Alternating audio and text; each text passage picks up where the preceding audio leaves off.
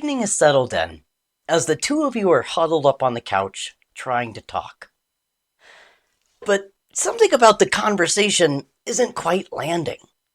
What began as a simple check-in has taken a turn. The tone has shifted. Voices are sharper now, more charged, and somewhere along the way, the original point has been lost beneath the weight of frustration. It started with something small. At least it should have been. A purchase, an account that was already overdrawn.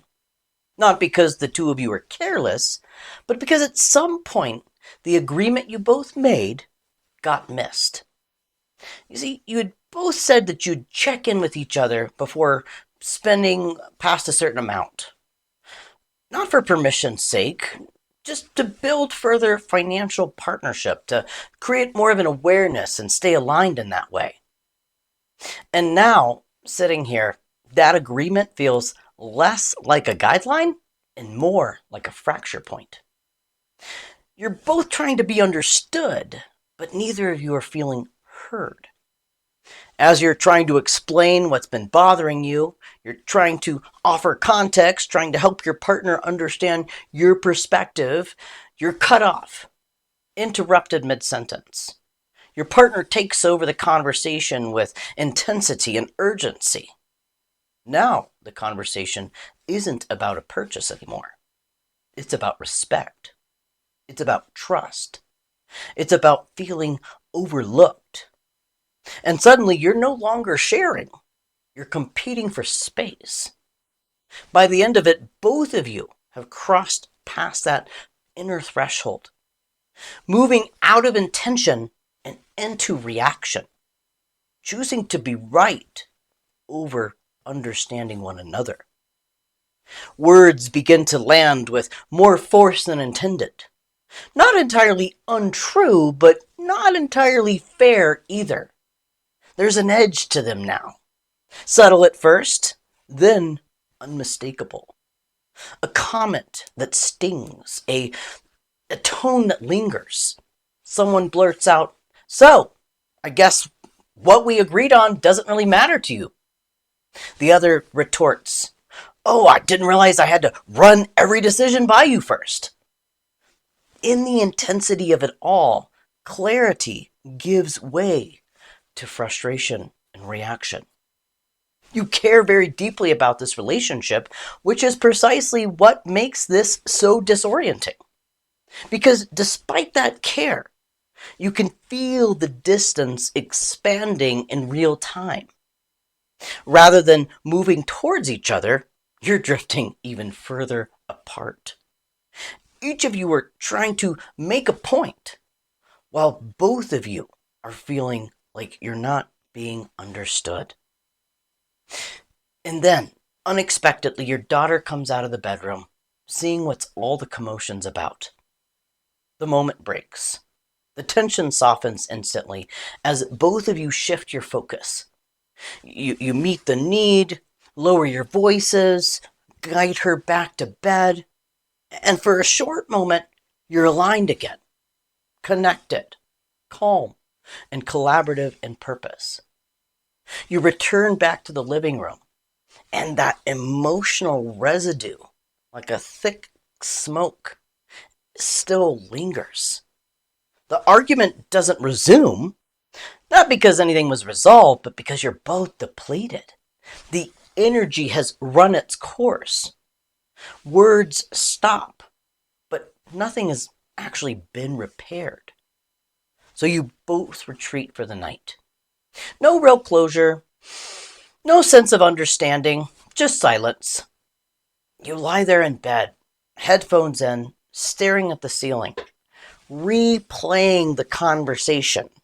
What you meant, what they said, what you wish they would have done differently. Sleep becomes secondary to the internal dialogue. The disconnection doesn't fade in the morning. It settles in even deeper. And this is where most couples get stuck.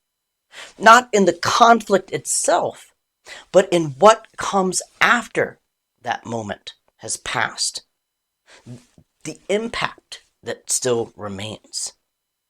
Now, pause the scene for a moment because what you witnessed isn't uncommon. In fact, it's quite familiar. And yet, what most couples are never given is a clear way to come back from it. What follows a moment like this isn't automatic resolution. More often, it's distance, assumption, and quiet disconnection that lingers far longer than the argument itself.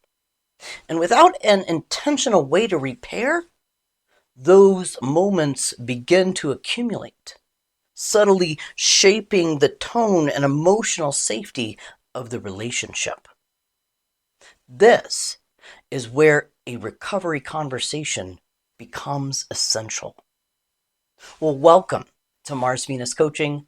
I am your gender intelligence coach, Clay Smith. And in today's episode, we're going to walk through this 4-step recovery process together.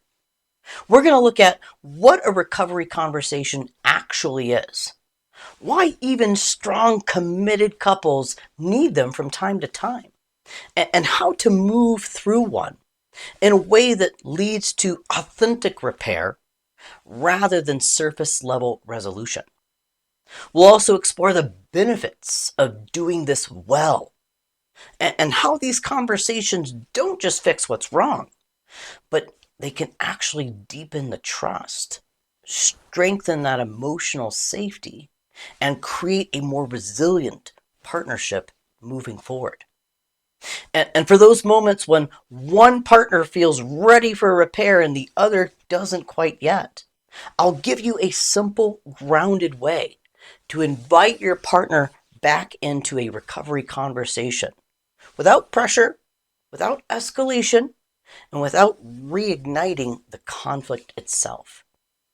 Because the strength of a relationship isn't measured by the absence of conflict, but by the quality of repair that follows it. Let's walk through how to do that well. Now, before anything is said, we've got to set the stage. This is not a continuation of the conflict. It is a separate, intentional conversation with a different purpose.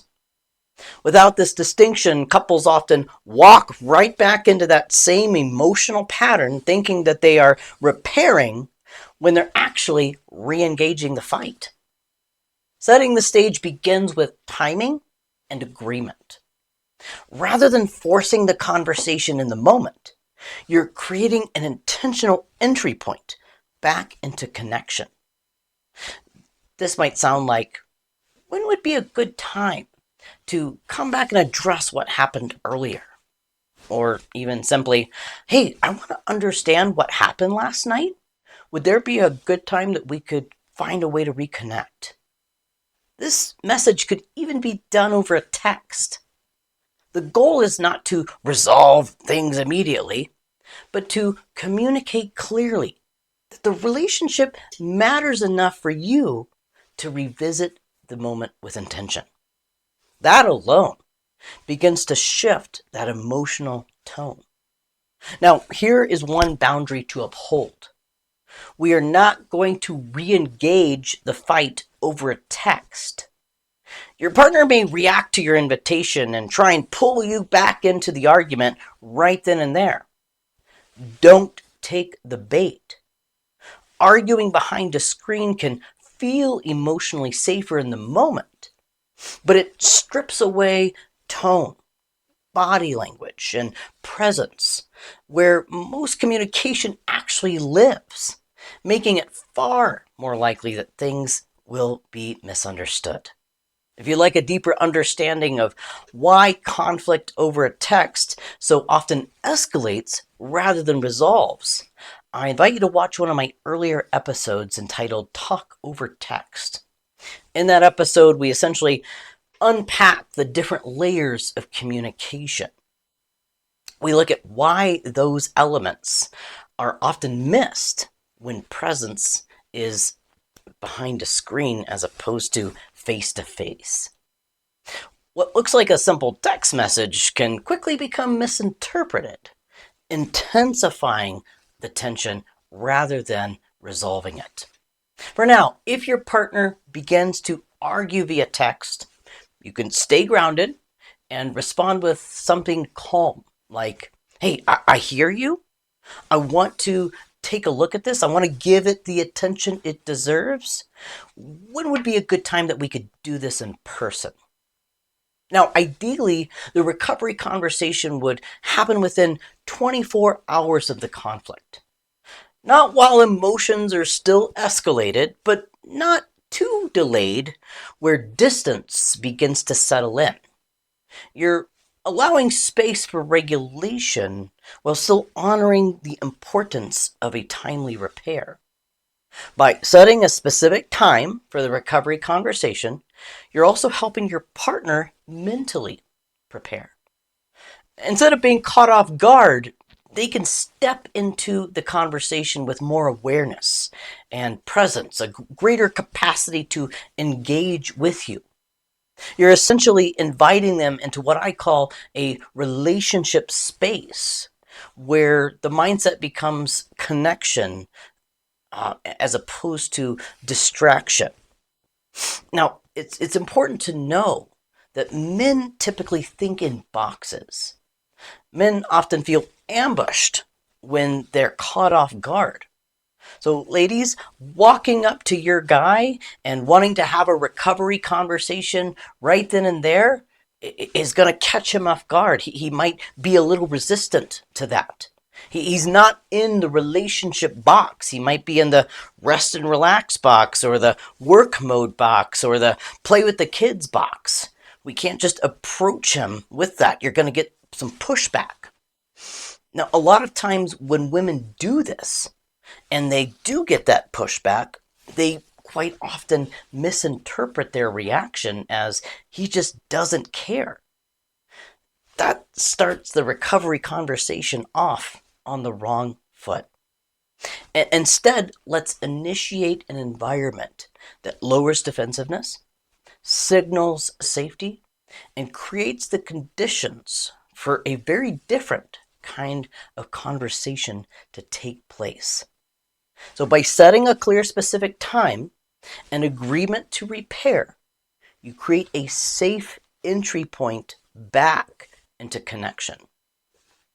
The first step in the recovery conversation is this: taking full ownership of your part and acknowledging the impact your behavior likely had on your partner.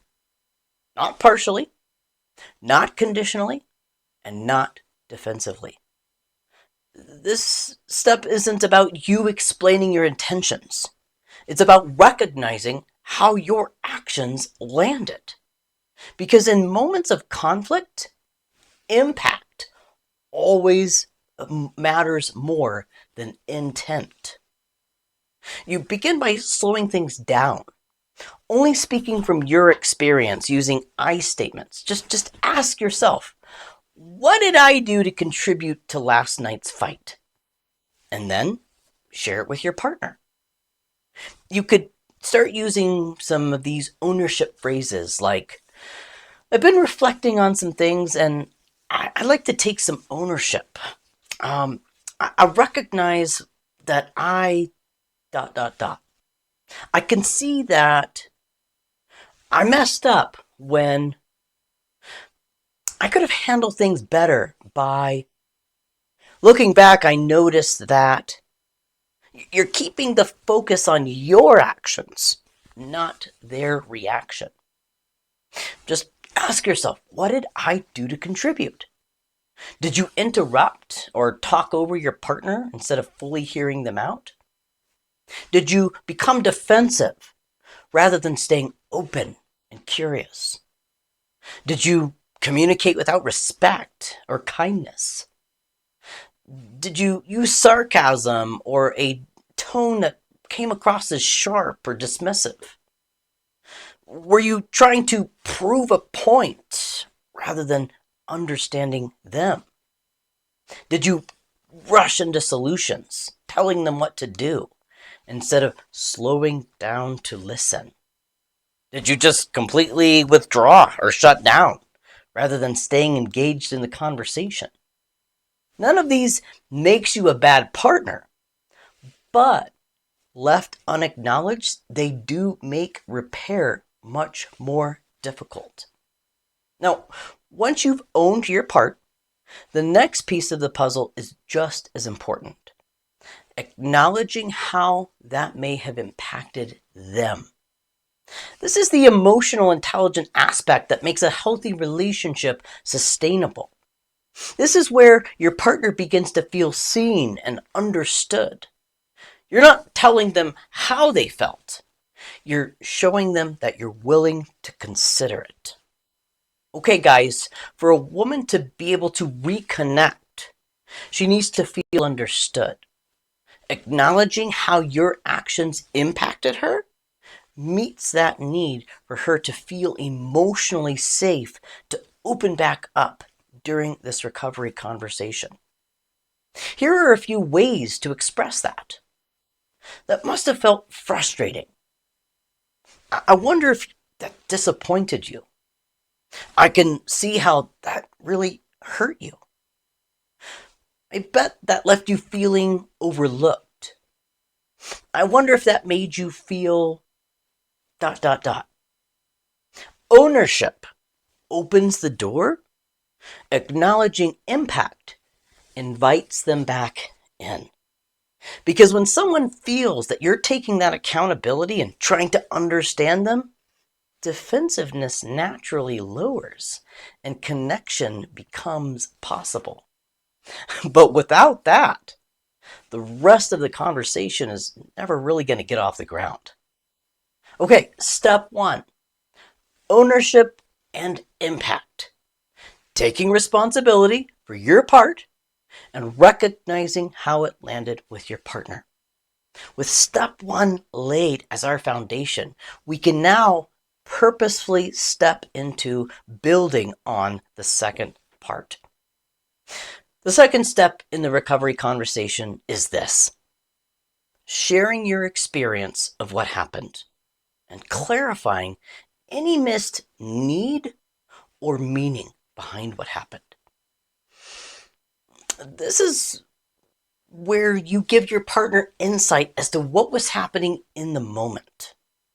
Not to assign blame or to prove a point, just to offer context and promote understanding. You're again speaking from your perspective, using those I statements. This helps your partner see your perspective through your lens, rather than being attacked by it. You could use phrases like, I was caught off guard when. I felt judged or criticized because. I noticed I started to explain myself because. I realized that I may have misinterpreted. I found myself getting frustrated. I felt disappointed by. I started to become worried about. If helpful, you can also offer a bit of context, not to justify your behavior, just to bring a little bit more clarity in. Maybe that day just started off on the wrong foot. Work was especially stressful or overwhelming, or there was already tension before the conversation ever began. The goal is simple: help your partner understand what you experienced leading up to or during the fight. And now it's time to invite their part into the scene. Ask your partner, what was going on for you in that moment? Or how did you experience last night's argument? This part matters just as much as what you've shared, because now the focus shifts from expressing to actually listening. Now, as your partner shares their experience and offers that context, your role is to stay open, not to correct, not to defend, not to prepare your next response, but to simply listen in a way that helps them feel heard and understood. Because when both experiences are brought into the conversation without blame, clarity replaces assumptions and connection begins to rebuild. As you both begin to share your experience, the next layer to this is identify the need that was present in that moment. Beneath most reactions, there's something that you were hoping for, wanting, or needing, but it didn't quite land with your partner. So the question becomes, what was I actually needing, either leading up to or during the conflict? Just ask yourself, did I really just want to feel heard and understood, but it felt like my partner was just telling me what to do or rushing into solutions? Was I hoping for some acknowledgement that my concerns or perspective mattered? Did I want support in a particular area? Was I wanting a greater sense of teamwork rather than feeling like I was handling it alone? Did I want my partner to approach that topic with a more calm tone of voice to help me stay engaged and listening to what they were saying? Often the need is simple, but when it goes unspoken and unmet, it shows up as frustration, defensiveness, or withdrawal. So as you reflect on your experience, the emotions that came with it, and identify the need beneath it. Just like before, this is not a one-sided conversation. Now you have to ask your partner about what their need was. Turn to them with curiosity. Hey, babe, what were you needing in that moment? What were you hoping for from me? When both partners share their experience and identify their honest needs, the conversation shifts from reaction to responsiveness. From there, building on the third step in the recovery conversation becomes possible. The third step in this conversation is crucial. Offering a genuine apology while committing to a better way forward. Now that you've both taken ownership, shared your experience, identify your needs, the next step of this process naturally begins to move towards deeper connection. Take a moment and reflect. If I could go back, what would I have done differently? Where did I fall short in how I showed up? This isn't about perfection or judgment. It's just creating awareness. A meaningful apology is clear, specific, and free from defensiveness or conditions. It doesn't justify, it doesn't minimize, it takes ownership. You could say, I'm sorry for interrupting you and jumping right into solutions. I'm really sorry for reacting instead of hearing you out. I'm sorry for blaming you and instead of taking the time to see what was going on. I'm sorry for the way I spoke. That certainly wasn't respectful. I'm sorry for shutting down completely instead of being present with you. I'm sorry that I came into the conversation with intensity instead of care. Notice, there isn't a but attached, just ownership. Now, apology alone isn't enough. The second half of this is a commitment, showing your partner you intend to move forward differently. You could add, next time, I want to slow down and hear what you have to say. I'm going to work on being more open instead of getting defensive. I want to ask more questions before jumping to conclusions. I want to be more mindful of my tone and approach when the tension is high. Or, I want to stay engaged with you instead of just checking out, even if the conversation becomes uncomfortable. This is where trust begins to rebuild because you're not just acknowledging the past, you're actively shaping the future. As you move into this phase, your role is to invite your partner in gently. This isn't about asking them to apologize. It's just creating a space for reflection and ownership that can naturally emerge. You might say something like, now, I've been looking at my side of things and I'm curious. If we could rewind time, is there anything you would have liked to have done differently? Or you could even soften it further by saying, is there anything that you have been reflecting on since last night's fight? Notice the tone, open, curious, and free of pressure. When you invite your partner in this way, you're not pulling out an apology. You're creating the kind of emotional safety where both accountability and commitment can be offered freely, thus strengthening repair rather than forcing it. A sincere apology repairs the moment. A clear commitment protects the next one. And when both are present, your partner doesn't hear your words.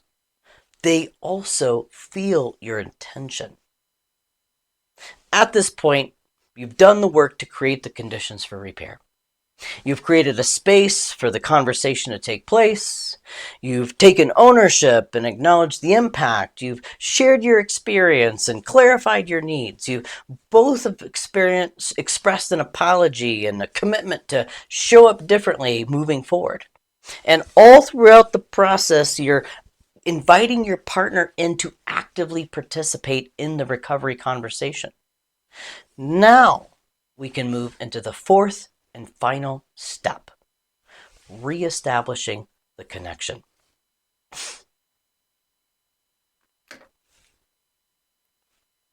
At this point, the focus shifts from repairing the moment to restoring the bond. And this part doesn't necessarily need to be forced. It's about allowing the connection to naturally emerge, to naturally come back online, and possibly the need to gently reinforce it. This is where small intentional gestures go far as far as improving it. You might offer a simple grounding statement like, we're going to get through this together, babe. I'm really glad we were able to walk through this together. I care about us more than being right. We're on the same team. As one of my clients likes to say, I'm not your enemy. Thank you for working through this with me. I feel better being back on the same page. These statements help re-anchor the relationship in safety, partnership, and stability. Close the loop with action. If it feels appropriate, pair your words with a physical gesture, a hug, holding your partner's hand, a sitting close together, a gentle touch on the shoulder. Physical connection, when welcomed, can signal we're okay, we're back. End on a positive note. You can also close the moment with a light or forward-looking suggestion. Talk about maybe doing something together, watching a show, taking a walk, sharing a meal together, planning the next date night. Share your appreciation. I feel better that we handled this so well. Maybe even a moment of humor, if it feels natural, can just release that any lingering tension. The goal is not perfection, it's creating the completion. Conflict doesn't create the distance per se. Handled well, it can actually strengthen your connection. Because when you repair that intentionally and then take the time to reconnect, you're not just resolving the issue, you're reinforcing the bond, the relationship. By now, I've given you a clear understanding of the 4-step recovery framework. Now, before we wrap up today, I want to take a couple moments and walk through several common what-if scenarios, just so you can navigate this process with a little greater ease and confidence. What if during this recovery conversation, you notice things starting to escalate? Voices are raising again, defensiveness is building, and the conversation starts slipping back into the argument. That's your cue to pause. Don't just push through. Don't try and win the fight. Instead, protect the connection. This is where it becomes important to call for a respectful timeout. You might say something like, "This is starting to get a little intense for me. I think I need to take a break. Let's take a pause. Can we readdress this tomorrow?" Allowing space isn't avoidance, it's regulation. If you'd like a deeper understanding of how to do this well, I walk through a step-by-step process in one of my earlier episodes entitled The Timeout Technique. The key is to step away with intention, allow those emotions to settle back down, and then revisit the recovery conversation at a later time, when both of you can come back grounded, present, and ready for repair. But what if your partner wants to skip all that feelings part, take a slap on the wrist, and move on? In that case, it's important to gently slow down the pace. Not to drag out the conversation or to punish them, but to protect the quality of repair. Here's where things get interesting with an apology. This is where some gender intelligence offers a different perspective. When a man apologizes quickly, he's thinking, "Got it. Let's fix the problem, move forward." But she hears, "Let's skip over my emotions and how I felt." And when she wants to revisit the conversation, she's thinking, "I need to process this with you so I can feel more connected again." But he often interprets it as she's holding a grudge. So now both people are trying to move toward connection, but both feel like they're moving further apart. Through the lens of gender intelligence, we can see that we're simply wired differently to process things differently. A quick apology, she can feel dismissed. His quick apology can leave her feeling dismissed. Her continued processing can lead him to think she's just holding on to a grudge to punish me. So for men, the key is to slow down enough to help her feel heard before moving into resolution. And for women, the key is to offer reassurance that revisiting that conversation is not holding a grudge. It's about repairing the connection.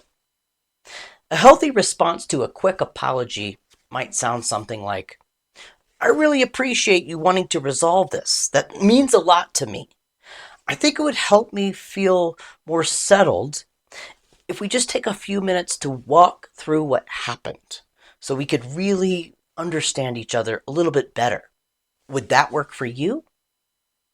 This keeps the tone collaborative, not corrective. Because resolution without understanding often leads to repetition. But when both people feel seen and understood, the repair is far more likely to last. But what if they don't say sorry? What if your partner doesn't offer an apology or maybe just gives one that feels partial or surface level?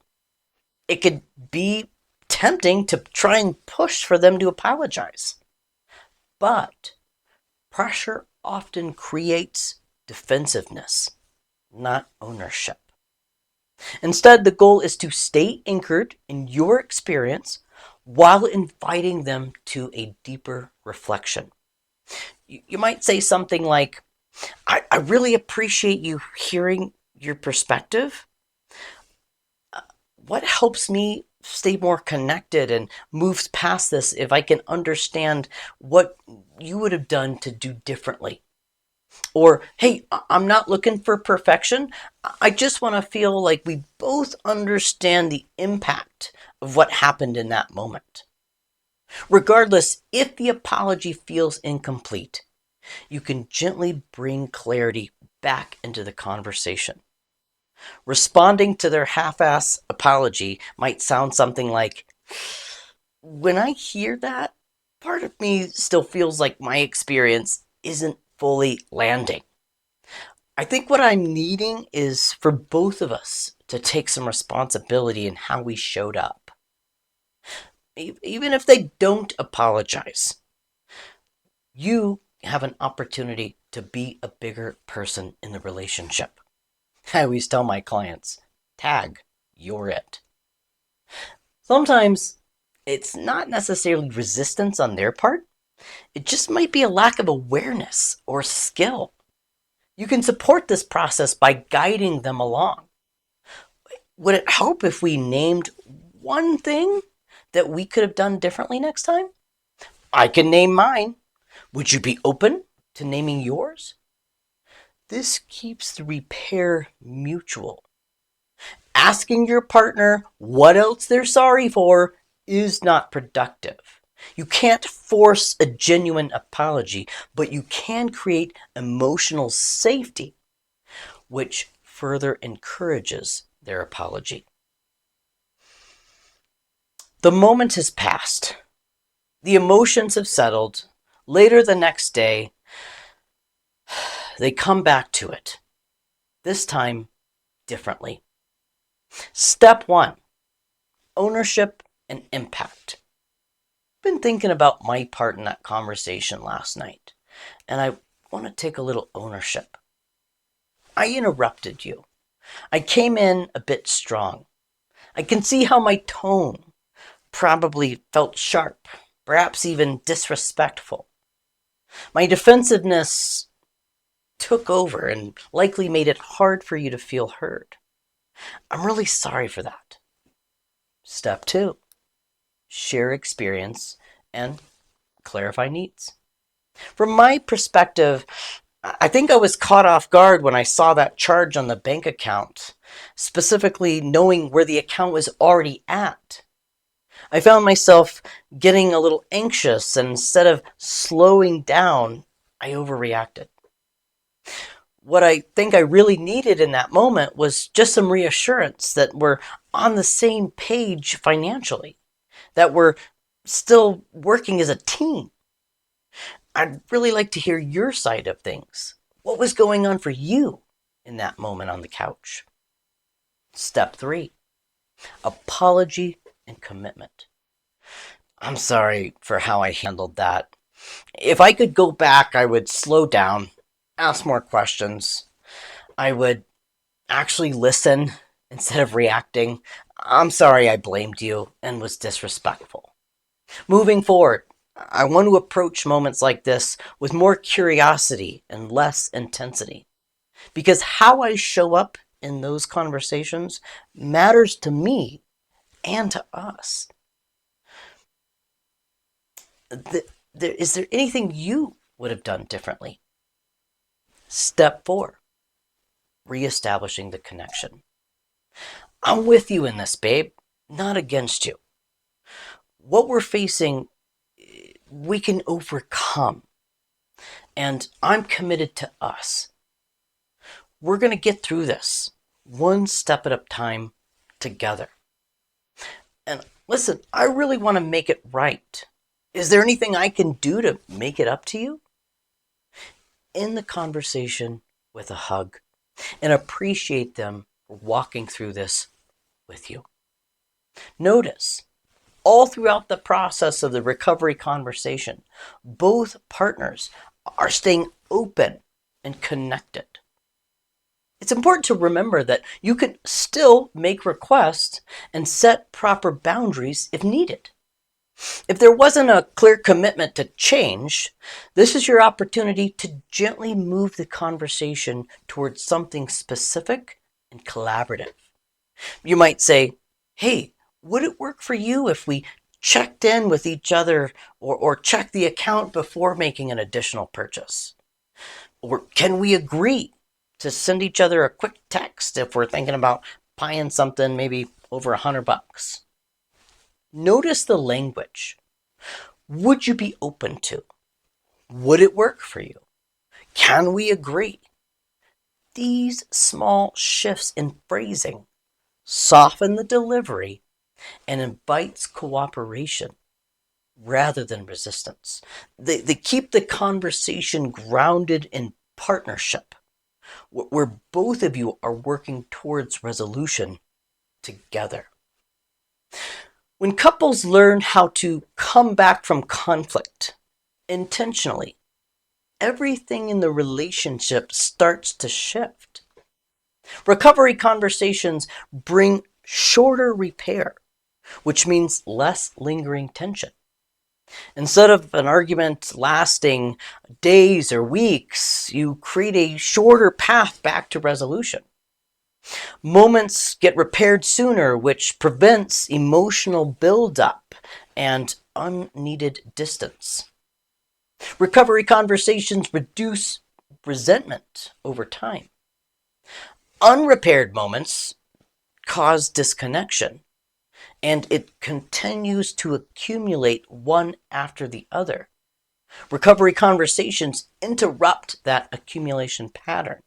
So small moments don't turn into long-term resentment. Recovery conversations increase emotional safety.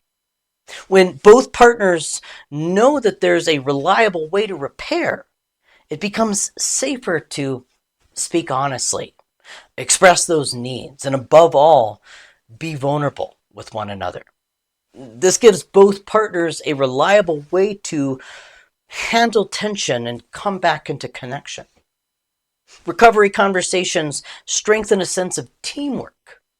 Instead of feeling like you're on opposite sides of the issue, you begin to experience conflict of, instead of we're navigating this together. It shifts this me versus you mentality to us versus the problem.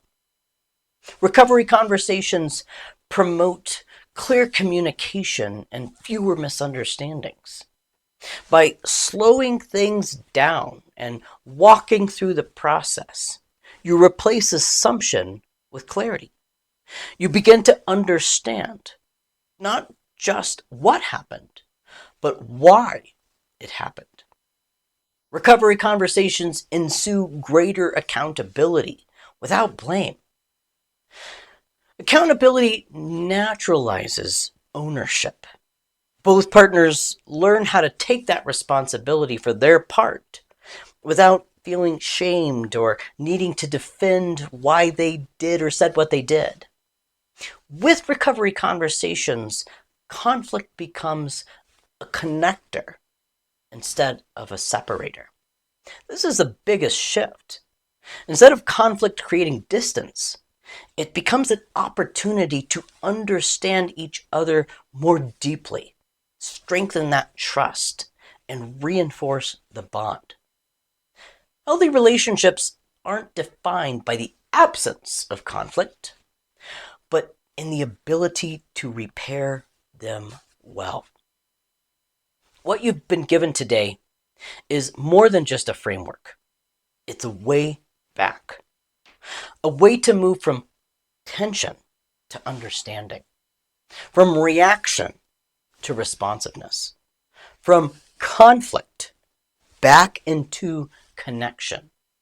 This 4-part framework has the potential to completely shift the conflict and the way it plays out in your relationship. But insight alone doesn't create change. Application does. So the next time a moment like this arises, pause, slow it down, walk through this 4-step process. Because when you learn how to repair well, you don't just resolve conflict. You strengthen the foundation of your relationship every single time. I highly recommend you apply this insight in your relationship. If you'd like to book a complimentary clarity session with me to get some further understanding on how to apply this or how we can work through your specific conflict and find that reconnection, feel free to click the link in the description box below. Find a time that works best for you. If you found value from today's episode, I would appreciate you clicking that like button. Subscribe to my channel on a monthly basis. I send out relationship tools and communication strategies to enhance connection.